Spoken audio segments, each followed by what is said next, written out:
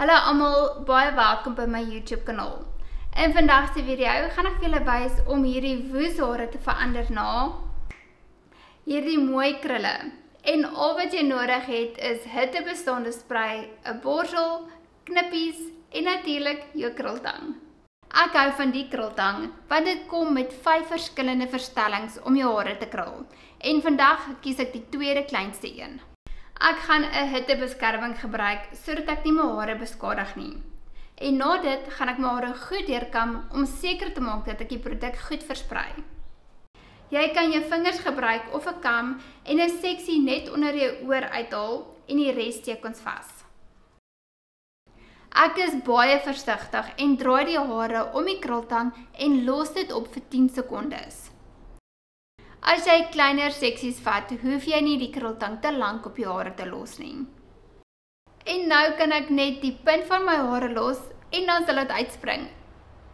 Die volgende seksie is ook klein en gaan versigtig dit om die krultang draai en hou vir 10 sekondes. Dit is regtig so maklik. Nou dat julle weet wat om te doen, gaan ek die proses 'n bietjie vinniger speel, anders gaan ons hier sit vir 'n rukkie. As jy sukkel met haargroei of jy wil net dikker hare hê, het ek net die resep vir jou. In 'n 250 ml bottel meng die volgende: 60 ml follicle booster, 20 ml pigment essence, 10 ml placenta en 30 ml Byram. Spuit dit aan jou kopvel elke oggend en masseer dit goed in vir so 'n minuut lank sonder om dit weer uit te spoel. Dit het vir my gewerk en glo dit sal vir jou ook.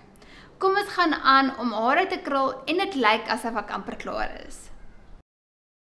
Met hierdie stywe krulle is dit amper soos babyhare. Jy moet dit glad nie uitkam nie. Jy kan wel met elke segment dit net effens strek sodat die krul bietjie ontspan.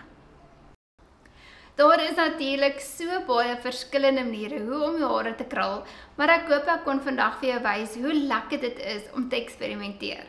Vir meer raad en inspirasie, gaan volg my gerus op Instagram. Tot volgende week, totsiens.